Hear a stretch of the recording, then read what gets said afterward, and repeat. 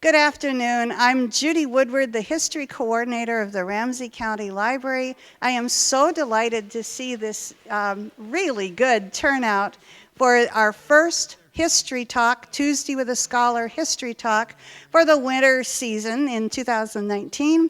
Today our speaker is Kristal Leebrick, who has written a book on the great department stores of yore. This has certainly proved to be one of the most popular history titles in the library lately, and I can see by the size of the crowd that it's a great topic. But it's not the only topic. We're going to have a lot of interesting history talks this winter. Next week we'll have Ed Lauterman, who many of you know from previous speaking occasions here. Ed is it's the Common Sense Economics columnist, I think it is, for the Pioneer Press. He's going to be talking about what he calls the Pa Ingalls syndrome. That is Pa Ingalls from Little House on the Prairie, what he calls the push-pull syndrome, why your immigrant ancestor ended up moving where he or she did. So don't miss it. Ed has a great style. Then the following Tuesday, we're going to have the Minnesota History Theater will be here in this space with some cast members from their current production about, I can't remember the title now, but I think it's Stewardess, yeah, about young women in the airline industry in the 20th century. The clue is, the hint is, it was a pretty sexist time and a pretty sexist industry, and I'm sure they'll be talking about that, as well as very glamorous as well. But now we're going to get ready to listen to Kristal Leebrick, but I want to say that these talks are brought to you by our Legacy Amendment, that is Minnesota's Arts and Cultural Heritage Fund, and we could not do them without the support of our great partners in this, the Osher Lifelong Learning Institute of the University of Minnesota. For those of you who are not familiar with that fine organization and would be interested perhaps in going to programs like this, I believe they have programs at about 37 different venues in the area. We have a representative, a course assistant from Ollie here. Martha, you want to stand up? Or yeah. Speak to Martha. She can tell you all about the organization. For anyone looking for the restroom, it's right across the hall on the other side of the lobby. And now I'm going to turn the podium over to Kristal Leebrick. Thank you.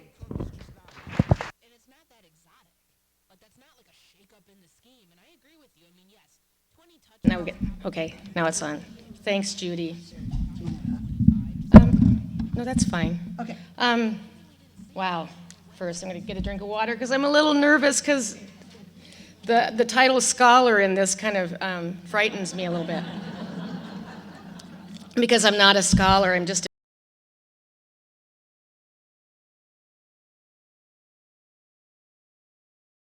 department stores, which I kind of get the impression that most everybody here probably misses all of those department stores. You know, I've talked to a few people before, and I always say this because it's true, but don't you wish that we were like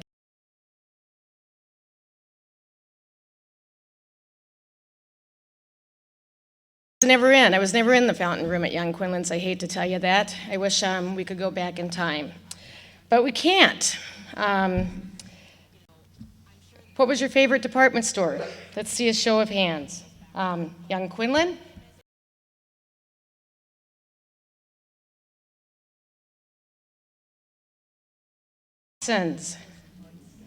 All right, Dayton's.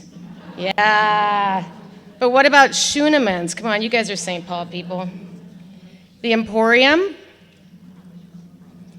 The Golden Rule. Did any of you work at any of these stores? Yeah, quite a few of you. One thing I learned when I worked on this book is that Minnesotans love their hometown department stores, and it seems like everyone has a story about either shopping at the stores, working at the stores, or just checking out all the fabulous window displays in a bustling downtown. A bustling downtown. Seems like a really long time ago, doesn't it? Who remembers where they were when the Target Corporation announced that they were changing the name of all their Dayton stores to Marshall Fields? It was just 17 years ago. 17 years ago, the name that had been part of the state's retail vernacular for nearly 100 years. Dayton's the last homegrown department store in Minnesota, ended. It was gone. In a Star Tribune article, at that time, Lee Lynch of Carmichael Lynch Advertising told writer Kristen Tillotson that in 20 years, 20% of the population would still be calling the stores Dayton's. I hope he's right, Tillotson wrote, but in a generation or two, children will return from visiting grandparents.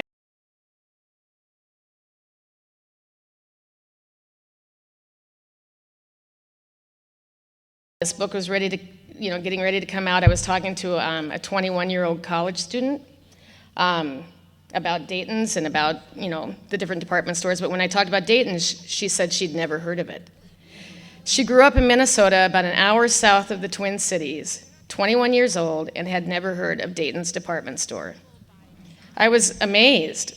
Who didn't? I mean, I know she's 21 years old, but how could she not have heard of Dayton's department store? And so, as we talked a little bit more, all of a sudden she stops and she goes, "Wait, does that have anything to do with our governor?"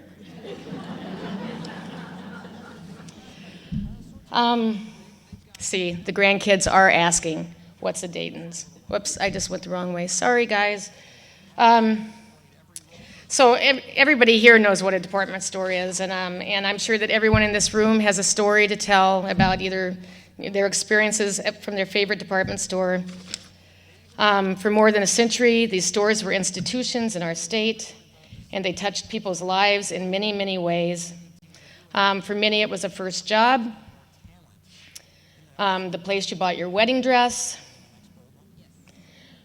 riding the train at Christmas time in Donaldson's Toyland. Does anybody remember that? Yeah. How about this? Pining for the dress that Twiggy wore when she visited Dayton's.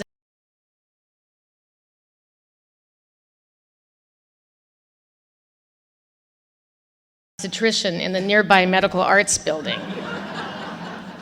That's a placemat from the fountain room. How about browsing Power's fabulous bookstore, which everybody talked about, or their shoe store? I mean, this is an old picture, but or heading downtown on Thanksgiving evening to see the Christmas displays in the store windows. Yeah. One of my favorite stories in this book was told to me by a friend, Sarah Massey. Her two feisty older sisters, in the late 1950s, they loved taking the bus downtown from their house in South Minneapolis. They'd take their baby dolls with them, and they'd take the bus downtown, and they'd go play house in the furniture showrooms on Dayton's 4th floor. And I guess they were quite the characters. So they loved to tool around in the dining rooms, the living rooms, the bedrooms, until the salespeople there said, "Out of here." And then they'd go to the fur department and try on coats until they were kicked out of there. And then when they got kicked out of all the different places that they were horsing around in, they'd go upstairs to the now I forgot what floor it was on. I got to look at my notes, sorry. But they go upstairs to the executive offices where their mom's best friend, Maud Peterson, worked for Donald Dayton. And they'd go up there and they'd say, "You want to take us to lunch?" And she always did. And so they'd go up to the Sky Room and have an elegant lunch with their mom's best friend. And those spontaneous lunches kept up until their mom found out. And then was horrified and said, "Okay, you're done." Anyway, what I love about that story is, well, number one, who didn't want to play house in those furniture showrooms when you were a kid? Honestly, And then the other thing I love about that story is these South Minneapolis girls felt at home at 700 Nicollet Avenue, as did many, many people. Anyway, I love that story. And that's what my book, what I discovered is really, the department store history is really our history, our own personal history.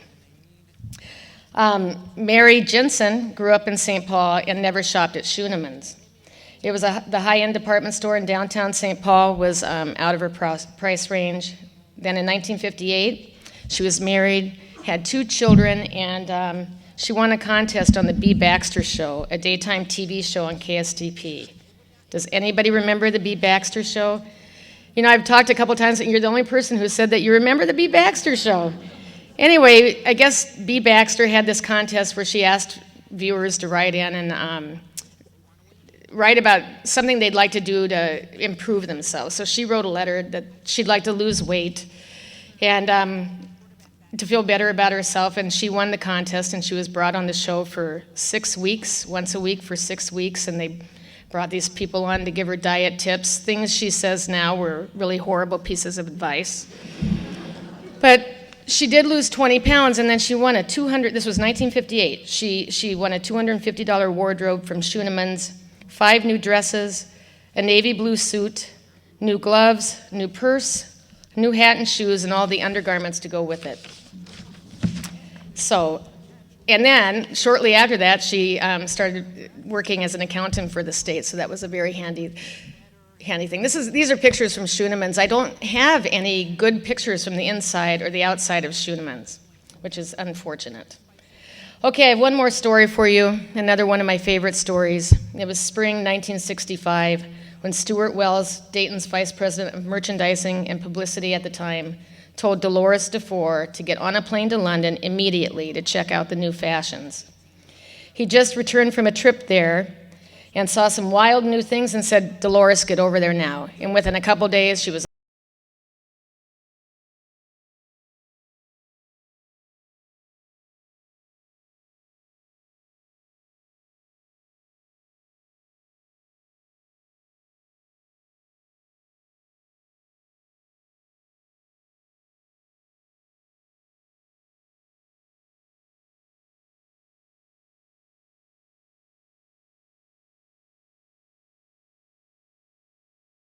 managed a contract with those designers to come back to Minneapolis that August for Dayton's back-to-school promotions, and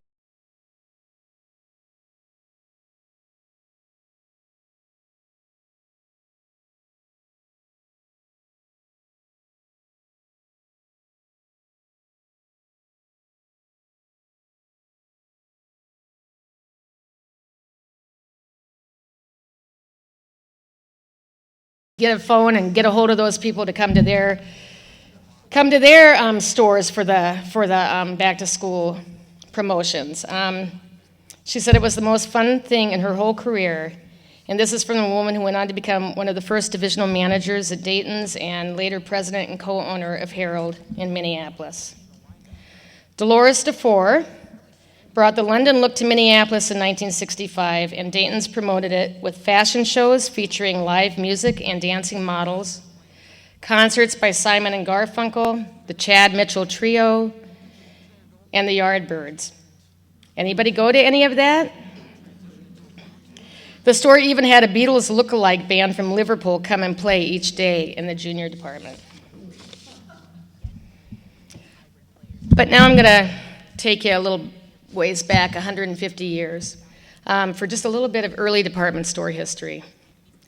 Minnesota's department stores began as dry goods stores established by European settlers that, as they began moving west after the Civil War, they sold everything the pioneers needed: pots and pans, fabric and wool, boots, and food.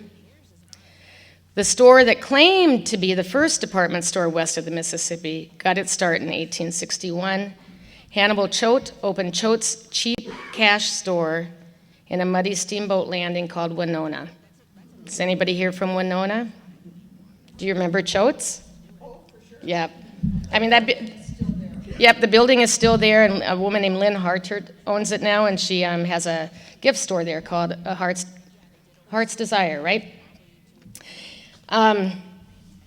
Brothers William and Lawrence Donaldson came to Minneapolis from Scotland in 1880, and they set up shop on Nicollet Avenue in this unique-looking 1.5-story building, which was called the Glass Block Store, which was named for its large number of plate glass windows.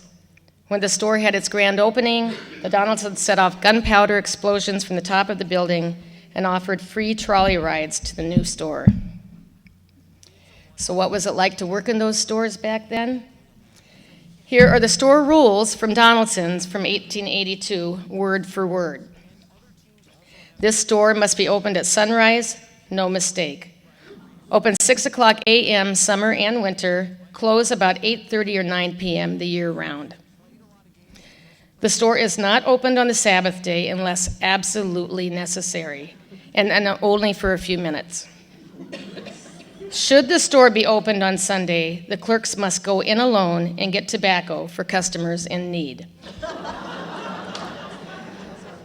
The clerk who is in the habit of smoking Spanish cigars, being shaved at the barber's, going to dancing parties and other places of amusement, and being out late at night will assuredly give his employer reason to be ever suspicious of his integrity and honesty.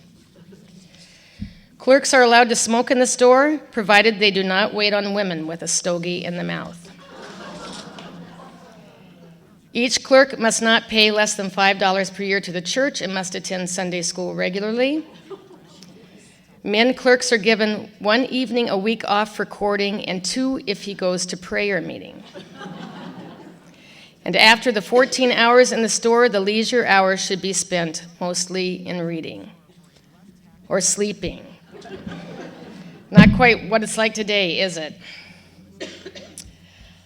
Within 4 years of the glass block's grand opening, the Donaldson brothers had demolished the small building and replaced it with a 5-story skyscraper.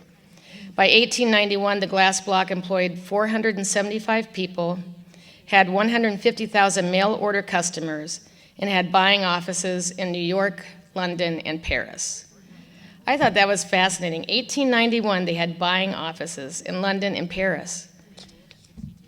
The last 2 decades, also, one thing I want to bring up, which is not in my little typed up sheets of paper, the dome on top of Donaldson's, I suspect, does anybody here remember? It came down during World War II, so I suspect most of you wouldn't remember that. But anyway, it was the iconic dome. It came down when they were collecting metal during the war. And anyway, that building, of course, no longer exists. It burned down in the 1980s, I think.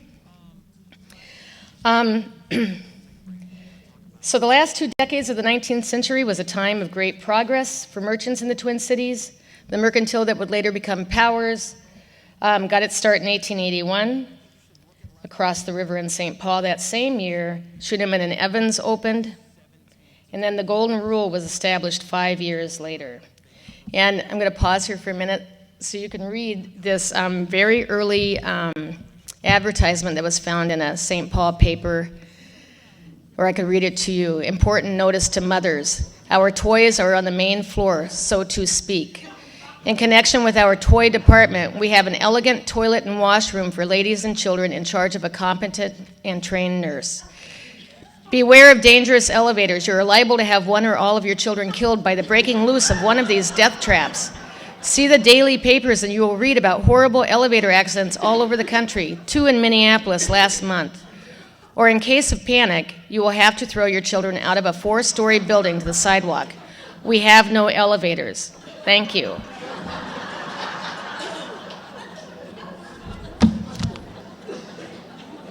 I can't interpret that. I'm not. Anyway, so then in 1894, Fred Young and Elizabeth Quinlan left their jobs at Goodfellow Dry Goods in Minneapolis and established Young Quinlan. It was one of the first stores in the country to sell ready-to-wear clothing for women. The only other store doing that at the time was in New York City. See, that's a second reference telling you that Minneapolis, sorry, I know we're in Roseville and I should be saying St. Paul, but it was Minneapolis beat the New York stores many, many, many times over. Anyway, back to the ready-to-wear. The dry goods stores, used to sell material and notions and things for you to make your own clothing or hire a dressmaker to make your clothing. So this was a pretty big deal for a woman to be able to walk into a store and have a piece of clothing already made that she could try on. When Elizabeth Quinlan began her career as a clerk at Goodfellow's, she was told by old man Goodfellow that she would never make more than $10 a week because, quote, That is all women are worth, he said. So much for old man Goodfellow. Elizabeth Quinlan became the first woman merchandise buyer in the United States, and by 1926, she built a $1.25 million 5-story building at 9th and Nicollet. It is a beautiful Renaissance revival building that featured a marble staircase, crystal chandeliers, and an underground parking garage with an elevator that took patrons directly from the garage to the sales floors. And as many of you know, that building still exists today, though it's not a department store. So, one of my more surprising things I learned in my research about all this is 2 decades after Donaldson's and Powers got their start, George Draper Dayton opened a 6-story building at 7th and Nicollet. Dayton convinced Goodfellow Dry Goods, the place where Elizabeth Quinlan got her start,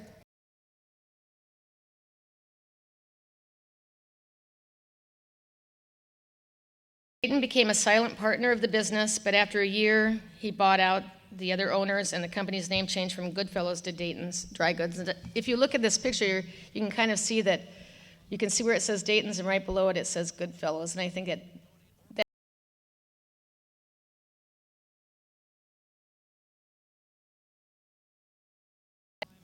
the store was just across the intersection from Donaldson's, and those 2 enterprises were rivals for the next 8 decades.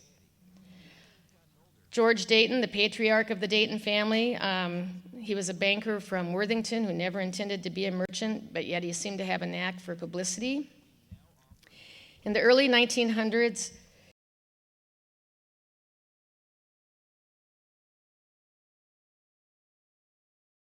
fair. In 1920, he dropped foot-long red, blue, and yellow feathers that bore the Dayton name over 88 county fairs.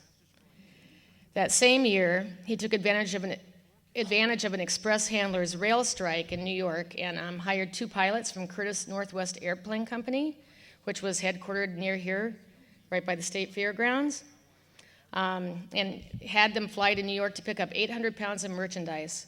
They flew the merchandise back to Minnesota, landed at Parade Stadium near downtown Minneapolis, took the wings off the planes, and drove the planes down Nicollet Avenue to Dayton's. And of course, the press was at the ready to document the whole.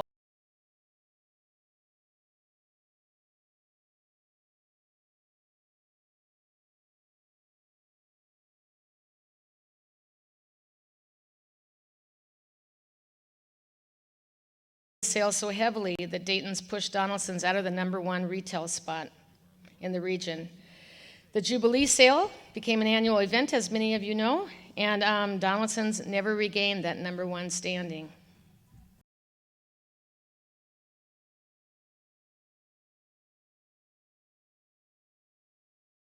Mr. Kenneth, Mr. Douglas, and Mr. Wallace, because if you worked there, that's what you called them, if anybody recalls that. When they took over the store in 1950, they brought with them their grandfather's penchant for marketing. I think the Daytons were pretty amazing.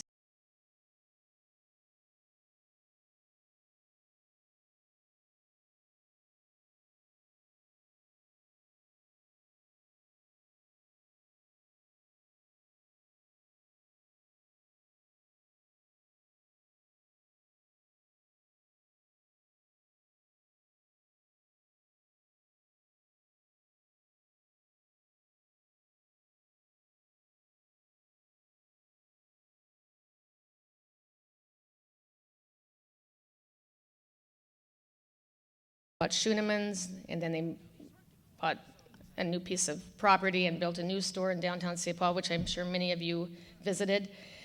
And they opened one in South Dakota, and in 1962, the Dayton Company opened its first Target right down the street from here in Roseville.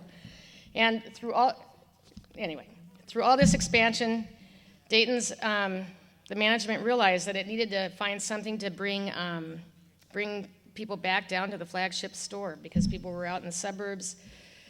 And so in 1963, they moved.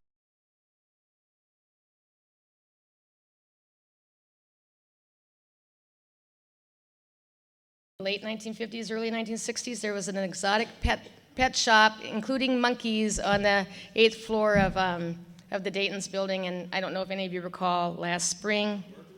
You worked there in the pet shop? So do you know where that monkey came from that they found last spring? Oh, that's funny. Last spring, for those of you who don't know, that the people who are renovating the building, the Dayton's project, they found a dried up monkey carcass in a vent on the 8th floor, and so there was a lot of reports about where it might have come from. But anyway, here's proof that they actually did have monkeys on the 8th floor. So Dayton's moved all that out of the 8th floor, and they created a 13,000 square foot walnut paneled auditorium that would become one of the most happening spots in the Twin Cities. Its first floor event was the Minnesota Rose Society's National Rose Show in October 1963. Ralph Bachman of the Bachman Family Nurseries was co-chairman of the event. Thousands of flowers were flown to Minneapolis from commercial growers in Europe, Canada, Australia, and Mexico, and all four corners of the United States. Minneapolis Tribune columnist George Grimm wrote that it was the most spectacular fusing of flowers he'd ever seen, and it was free for the thousands of people who came to visit it. That 8th floor auditorium became the place for Saturday afternoon teen dances, concerts by local and national rock bands, and fashion shows featuring the latest teen trends. Did anybody go to those dances? Some? Yeah, yay! I mean, that just sounds wonderful. They had these free dances every Saturday for teenagers, down in that auditorium. Anyway, they even had a circus up there one time featuring elephants and ponies and poodles and seals and leopards. Does anybody remember that? How about the dance happenings, which is different than the dances they had for the young kids? Apparently, in 1967, Dayton's transformed the auditorium into a simulated LSD trip. Not kidding. With lights, music, sounds, and images projected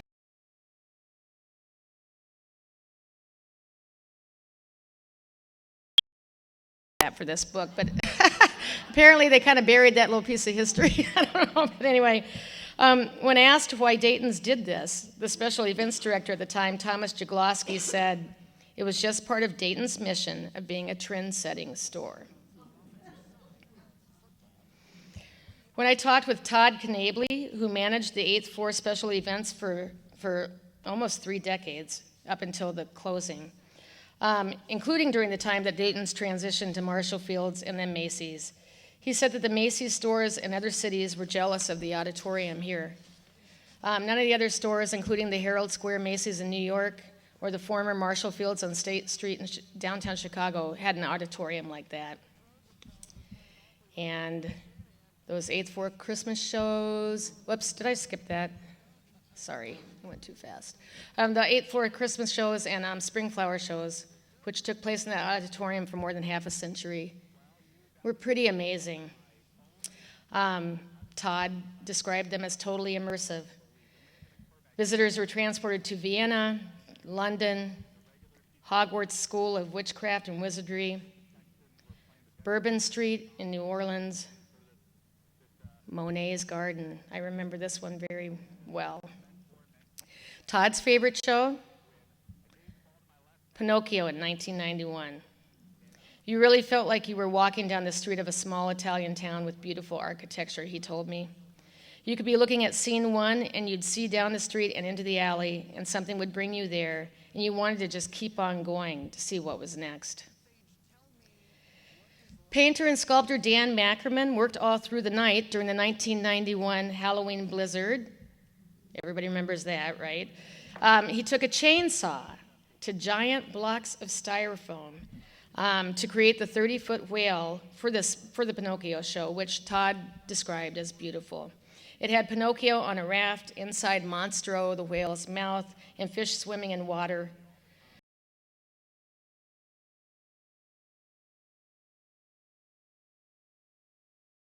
That's how they made those things.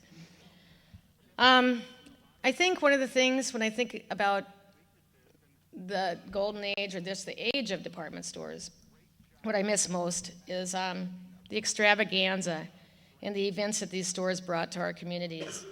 There were author talks and lectures. This is from does it say up there, 1916 at Powers. The special exhibits, an African violet show, the fashion shows, and of course the store windows. But what remains with us, though,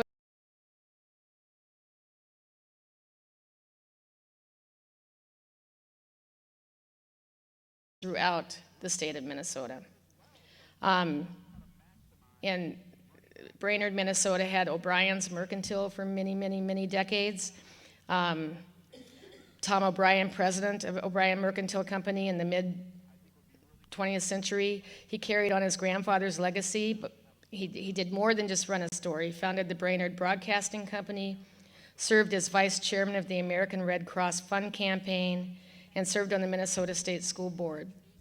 And he was mayor of the town a couple different times. In the 1950s, he established a program that brought foreign students to Brainerd to discuss international issues and give, quote, one half of an idea of how the other half lives. In 1956, students from 61 other countries visited Brainerd as part of that program. Retailers like Donaldson's and Powers also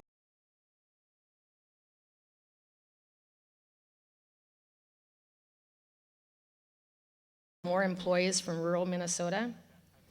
5 years later, Powers received high marks from the Minneapolis Labor Review for holding classes each morning to educate employees of limited means and help them get their high school educations.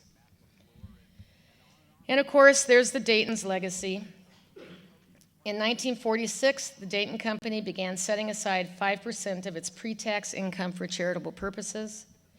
And after 30 years of continued giving, Dayton's was founding member of the 5% Club, a group established in 1976 by 23 Minnesota companies to encourage charitable giving in the state. I chose to put that picture up here, and I've got this little backpack here, and Judy, I don't know if you remember this, but because we have children the same age, but when my daughter was in kindergarten, she was going into kindergarten in 1996, the principal from our school over in St. Paul, not very far from here, knocked on our door right before school started and showed up with that backpack. Actually, it wasn't that backpack. That one looks way nicer than it would have. But they gave, for years and years, Dayton's gave every incoming kindergarten kid in Minneapolis and St. Paul in the public schools a backpack. I don't know. I was impressed.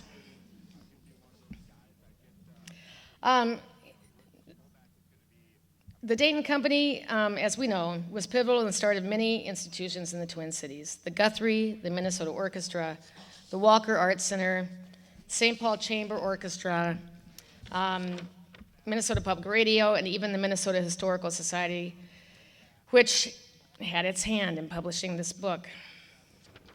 In a conversation I had several years ago with Judy Dayton, the wife of Kenneth Dayton, she commented that it was a two-way street.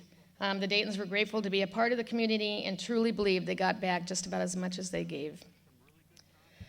And Minnesota was pretty lucky to have all these merchants to help to give us so many cultural institutions that we value today. I mean, really, we would not have what we have without all of these merchants who came 150 years ago to share their wealth and help establish our cultural institutions.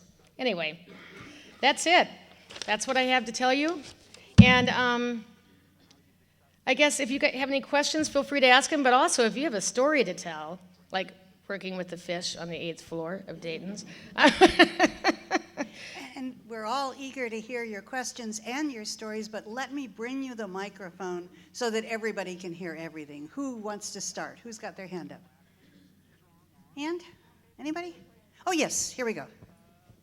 I'm always too talkative. The fish story, but I was born in Manhattan, and I came to Minneapolis in '55 at age 15, and I remember buying my dad taking me to buy my first suit, We were living 70 miles west of the city.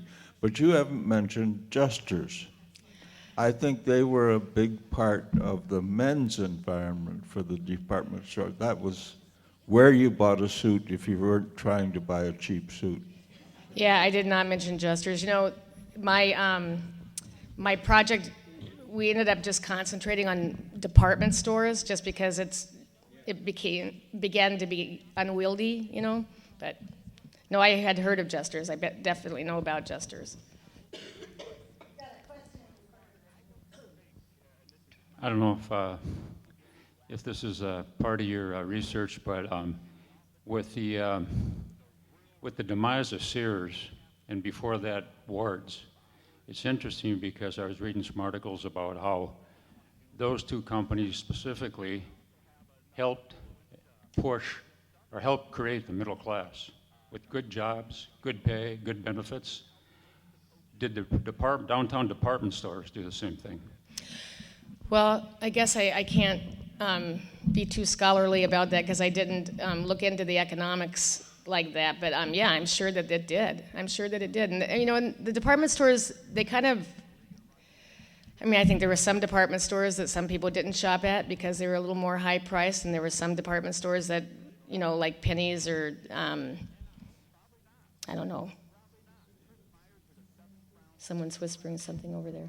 I'm sure it did. You know, it gave people careers. You know, I mean, I remember I was raised in the military, and when my father got out of the Air Force, the town that we ended up living in, I remember seeing retired military guys, you know, selling shoes in Sears in the downtown of the town that we lived in. I mean, it gave people careers. And careers where they could afford to buy homes and buy cars and put their kids through college. Anyway. We have a question over here. Actually, I just wanted to say that the first time I shopped at Dayton's in St. Paul, it was in a little store across the street from where the latest store was. And it was just a small store with wooden floors. And I remember looking at blouses, and they were still in the cellophane packages in rows. Oh, interesting. Was that between the time when it went from Schoonemann's to building? Because, you know, Dayton's bought Schoonemann's in 1958, and I think they were in that store for, I mean, on 2 or 3 years before they built the new building. Well, it's fun to say I'm too young to remember that. Okay. And a second thing is that Montgomery Ward still has a catalog. I just got one of their catalogs this week. Yeah, they started up becoming it's kind of funny, you know, like Montgomery Ward's began as a catalog company, and then it had storefronts, and now it's an internet company. It's kind of things have kind of gone around. There we go. I don't know if everybody knew this or not, but I think it was 1959 and I was in high school, but Dayton's had beginner credit cards so you could build a credit history as a student, and there was a $20 limit on it. But it helped me establish good credit. Well, that was my first credit card too, except my limit was $50. There's a question over here, I think, this lady. Okay. I used to work at Powers in 1961. That's my first job after getting out of the U of M. And what I recall there is, number one, you always had to wear heels, period, if you were, and a dress. And you could never sit down. And they also had a place upstairs with beds so that women, or I assume women, because it was neither, should rest. You know, there was a line of beds, single beds with a white top on, and let's see what else. And I guess that's about it. Yeah, I was assistant buyer in fabrics after a while. Oh, you were? Yes, because I could lift a lot of bolts. Well, that's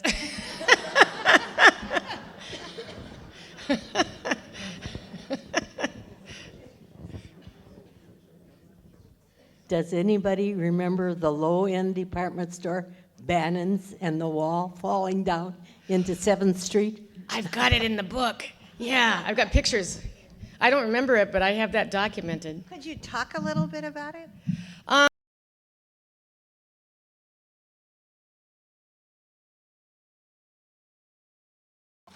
I guess they were taking down part of the building next to the part of the building where the wall fell down, and the front wall fell down. I wish I had it on a slide, but I don't. Nobody got hurt, I do know that. Bannon's, it's St. Paul. Hang on. Sorry, I don't have all this right in my head.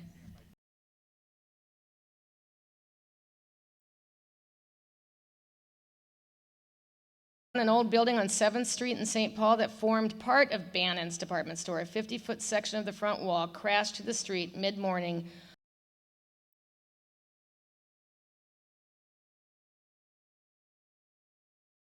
Going to happen, so they got people out of the way, so no one was injured. And there's kind of a fun picture. The Historical Society has pictures of this, of police officers carrying birds out of the department store.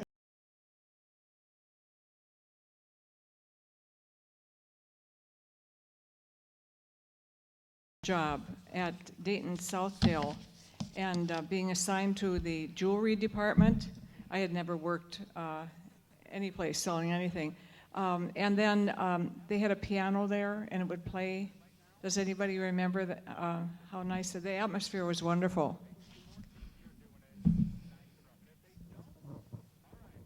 Okay.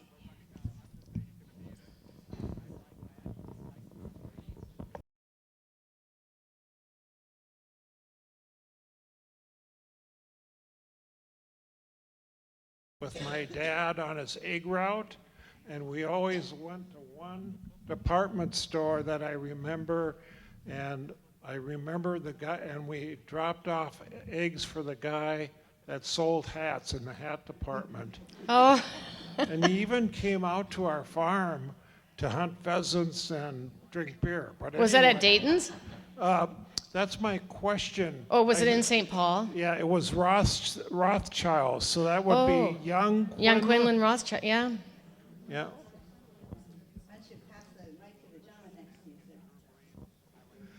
And we can't forget the notorious incident at Dayton's. I think it was the mid-'60s when the bomb went off down in the first floor. Oh, the St. Paul. The St. Paul yeah. Dayton's, yeah. I don't have that in my book. Well, maybe tell us a few details for those. Well, I don't remember any of the details. I know it was particularly impactful because the one lady that was injured was the mother of one of my high school classmates. That's all I remember, and just vaguely year of mid-'60s. I think it just kind of had an anniversary sometime in the last couple of years, because I remember reading about it maybe last. Anyway. When did Dayton's buy Hudson's? Because that's a Michigan store, isn't it? Right. I'm going to have to look that up because I'm not going to get the date right if I don't look it up. I know I should have all this in my head. No. I mean, it's a lot to have in your head. Mm-hmm. I think it was in the, I want to say the 80s, but I don't want to have you quote me on that.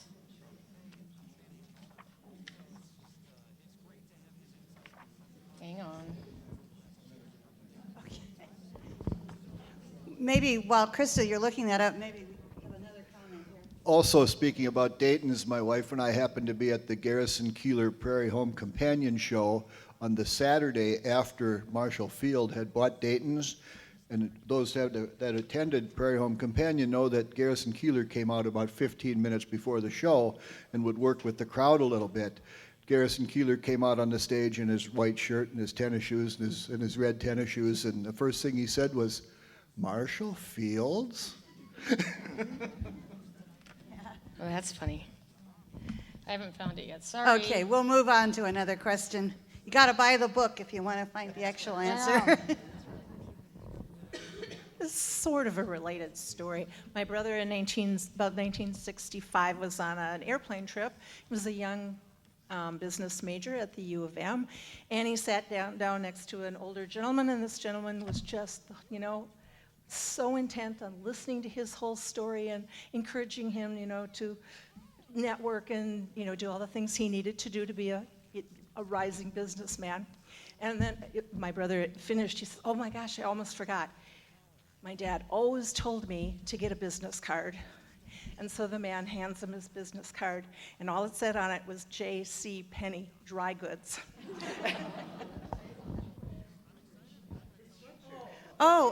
There's a. The question is, where did the sweatshirt come from? This year when I went to the History Center to buy your book, as a matter of fact. Yeah, I think they were selling them. So. And they had T-shirts as well. So T-shirts and sweatshirts. Real quick. Okay. It was like 78, 79 when they bought Hudson's. I think I see some hands up over here. First time questioner. What can you tell us about Herberger's? I went to college in St. Cloud, and I was told that their symbol of a rose was because the original owner of Herberger's wife's name was Rose.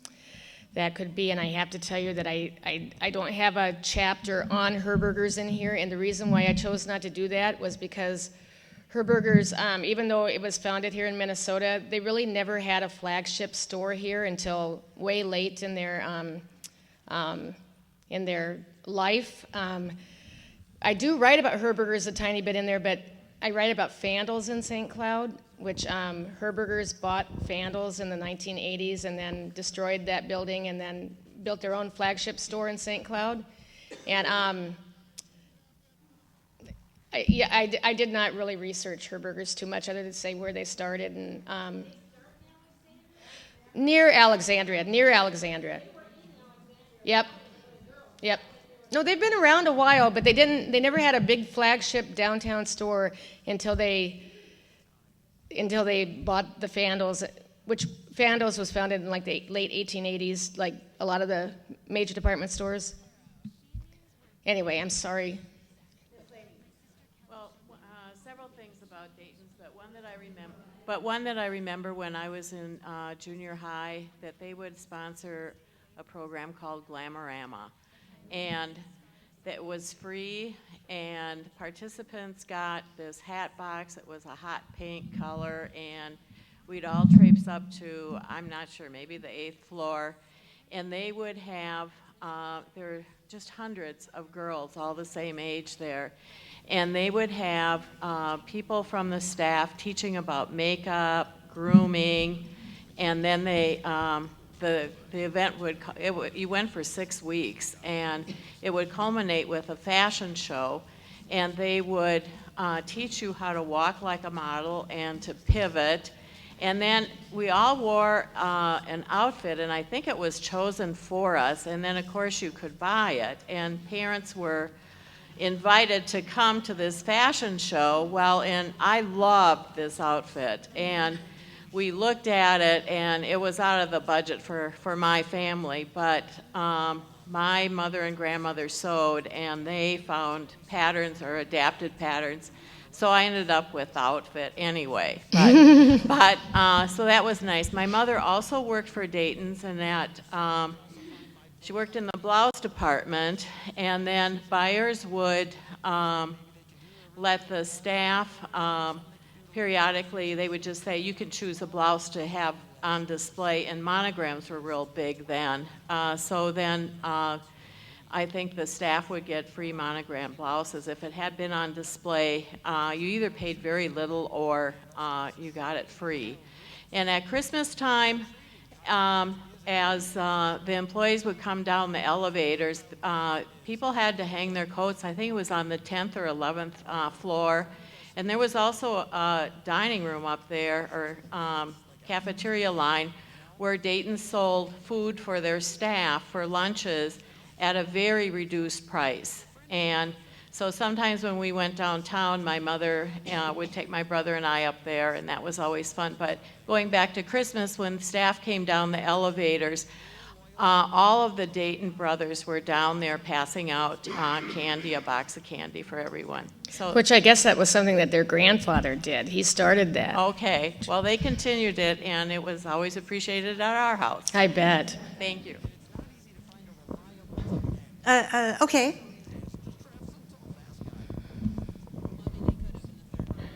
To add to that story, I just want to say that I grew up in Duluth, and I just finished my freshman year at UMD, and I had received a letter from Dayton's inviting me to be part of Dayton's College Board. So I went down to the big city of Minneapolis and stayed at rooming house, or it was more like a dormitory called Mavis Page. They had us stay there. It was near St. Olaf Catholic Church, so we could just walk to Dayton's. And they issued us a lovely outfit to wear. They issued us a gray flannel shirt, a white blazer, and a red shirt. And our job was to move around to the different departments and work with the salespeople.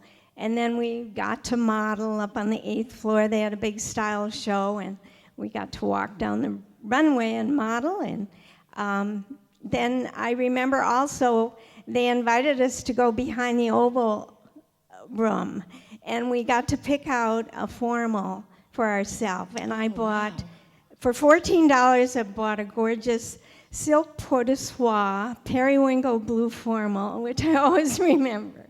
You don't still have it? I did until I lent it to some nieces who I think dressed up in it and kind of wrecked it. Yeah. You know, I have a question. I didn't grow up in Minnesota.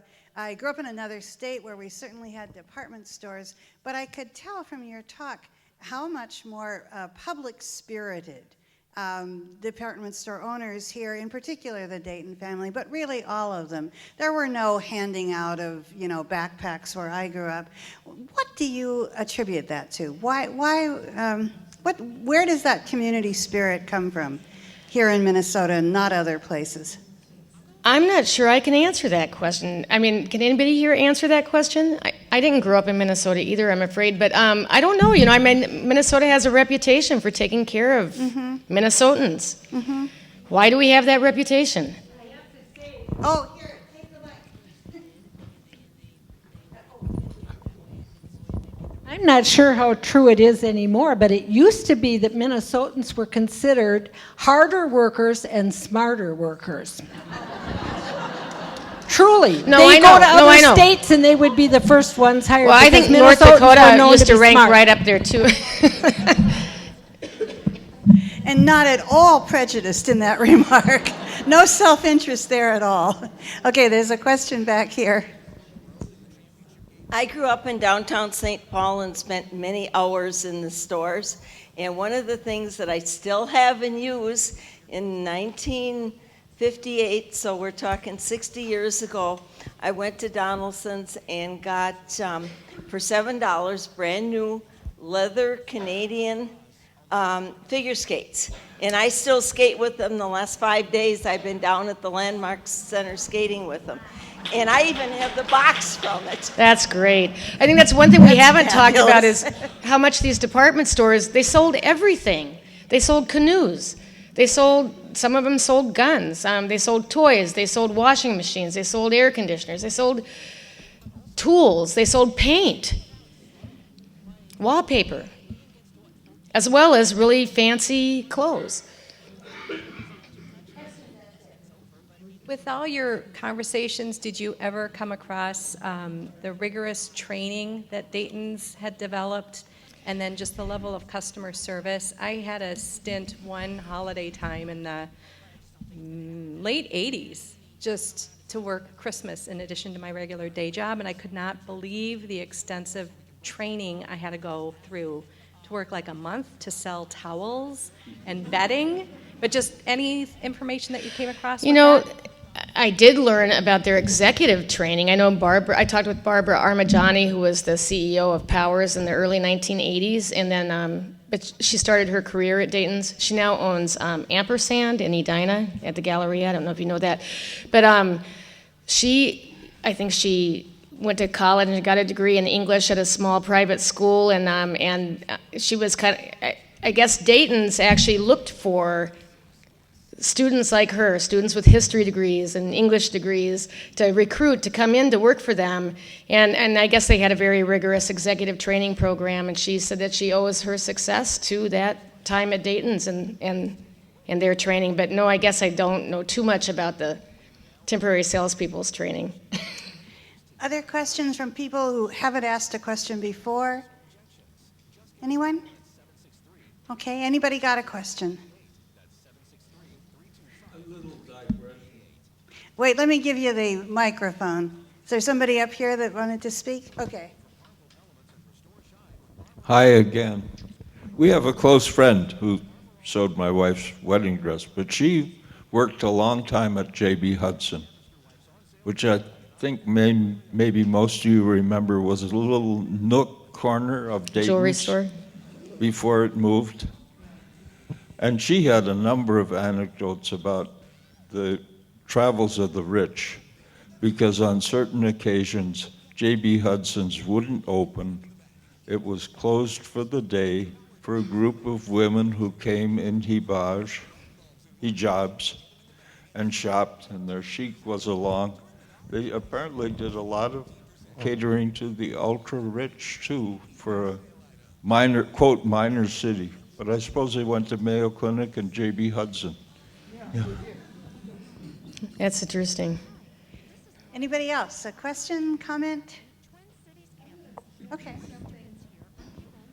That nobody's mentioned.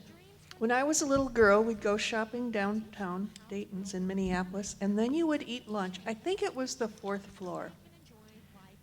And children could get the Tommy Tucker lunch, which was some kind of cream chicken with mashed potatoes and peas, ice cream, and milk. But they had a live orchestra playing, and I remember loving to hear the song for the first time, When the Red, Red Robin Comes Bob, Bob, Bobbing Along. I mean, think about it, that's pretty elegant for having lunch and going shopping. I'll pass the mic down.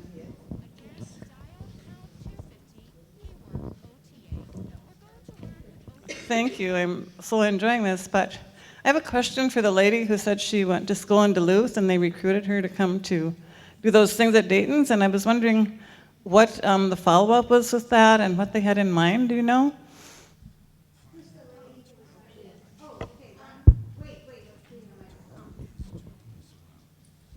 At the time, my major at UMD was clothing merchandising, and I think that's why I was selected to go during that summer to Dayton's.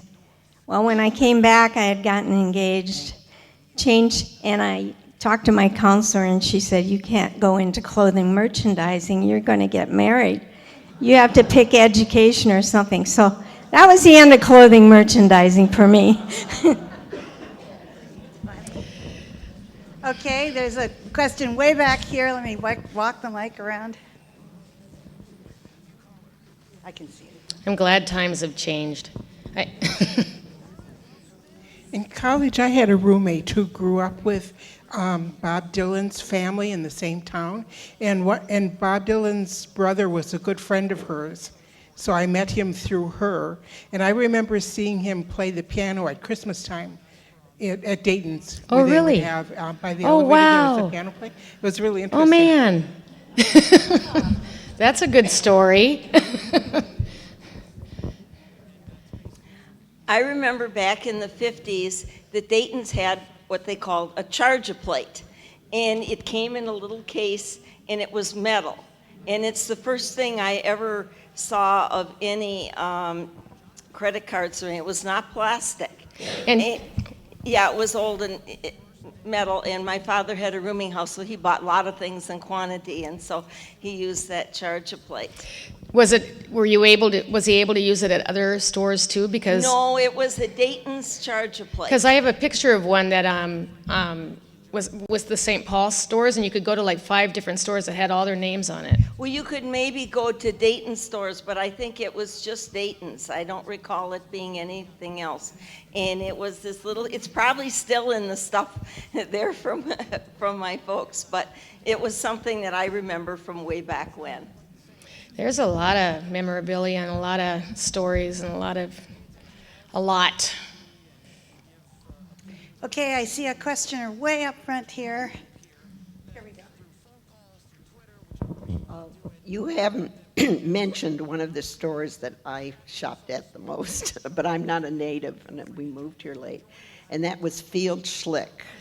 I didn't mention it. No, I do mention it in the book, though. You do? I wondered yeah, if you yeah, did. I did mention that, yeah. And It was in the Lowry Medical Arts Building. So, of course, it got a lot of doctors' families because they parked in that parking lot.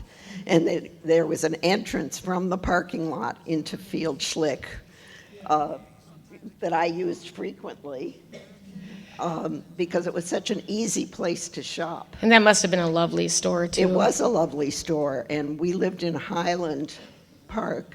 And so there was a branch in Highland Park of the downtown store.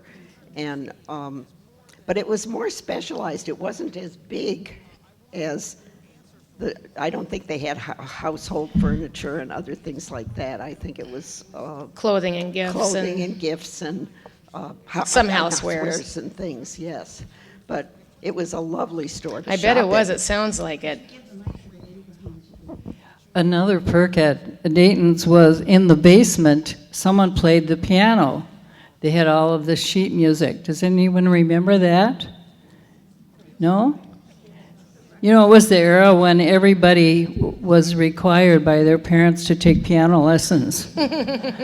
Everyone had a piano. So that was a perk that they had, with someone always playing the music. And then, so I have many pieces of music that are stamped with the Dayton's logo. That's where you bought your music? Yes, you bought the music there too. And guess then the someone gold- played the piano, played whatever the latest things were, songs. I grew up in St. Paul, so we didn't go to the Minneapolis Daytons very often. That was like a real big trip. But I do remember going to the book department, which may have been on the 4th floor. It was on a higher floor. And there was also a record department there. And you could go into a little booth and play the record. And all these 45s and LPs. That was pretty neat when you were in high school. Yeah, I guess Choates and Winona had that too, you know. And even Winona had the little booths where people could go play their records. Okay, other questions, other memories? Okay, all right, let's see how. You want me to go through it again? Who's got their hand up here? Well, that is an Alexander Calder sculpture that was on Nicollet Mall when Nicollet Mall first opened, and that's Bruce Dayton unveiling it. It's right in front of Dayton's. That's a good question. I think it's at the Walker. Oh, yeah. It's at General Mills? Okay, thanks. And this is what I was going to end this on, and the reason why I ended this on this picture, even though it's from 1923, is just looking at all the crowds of people lining up to look at the Christmas windows. I think it just shows you how much what a big deal these departments were for so many people. I grew up real close to the Southdale area. In fact, we built our house at the same time Southdale was built. So Dayton's was a big part of our life, and I can't remember what year it was. I think it was sometime in the early 1980s the Everly Brothers came. The 25th anniversary for Southdale, and it was in their parking lot. And one other quick thing, I would go to Dayton's shopping using my mother's credit card, and the clerk would call my mother and give permission for me to be able to use the credit card. Times have changed. Even in the big city. I lived in a smaller town and you could do that, but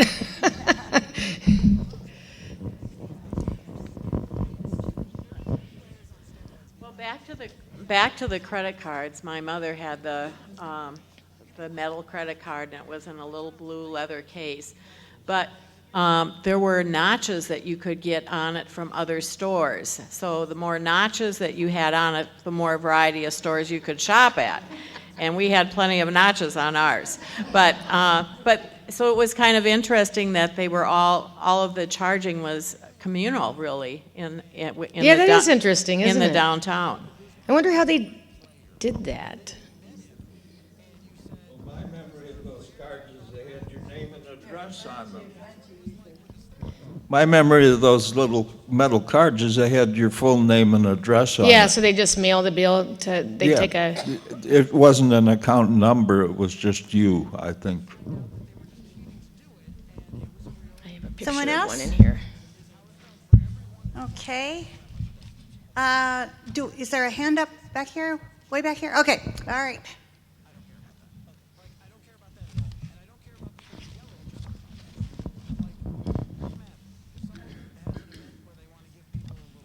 I'm gonna flash forward pretty far ahead and maybe beyond your research, but I'll throw it out there anyway.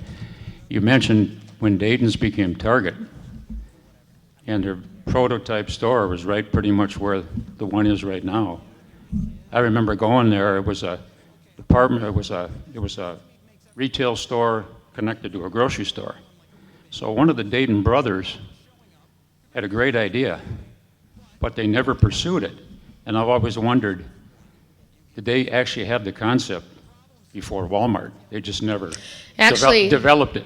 Here's something. Kmart, Walmart, and Target all started the same year.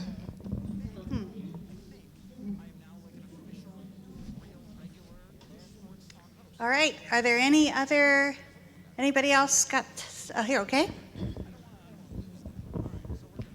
I remember going and shopping with my mother at Dayton's and Donaldson's, and they all had a bargain basement where you got things on sale. So much of what we bought there or at Kresge's. Yeah, I miss that. I mean, the clearance at Dayton's was just incredible. And their furniture outlet over on Stinson, is that where it was? It was nice. That bargain basement started during George Draper Dayton's time, during World War I, I think. I was wondering about the Golden Rule and the Emporium. Were they also locally owned? Yeah, they were St. Paul stores. They were very much locally owned. Oh, my brain is just... The Emporium was actually owned by the Hams family, which is interesting. And then the Golden Rule, I don't have it right in my head who owned that, but the Golden Rule eventually merged with Donaldson's. The Golden Rule and Donaldson's actually both, like in the 1920s or 30s, became part of this allied corporation. So they were individual stores, but they were part of a national organization. And so they actually kind of stopped being locally owned a long time ago, where the Emporium and Dayton's.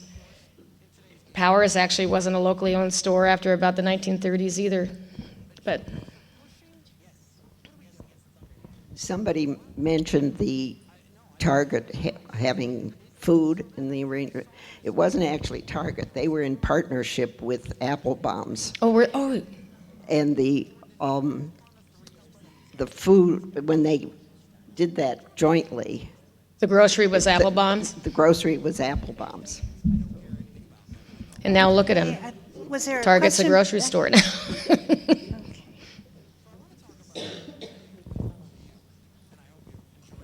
One more story about the Golden Rule. It specialized in uniforms. And so I remember going there for green jumpers, green jackets, green beanies, and green saddle shoes for St. Joseph's Academy.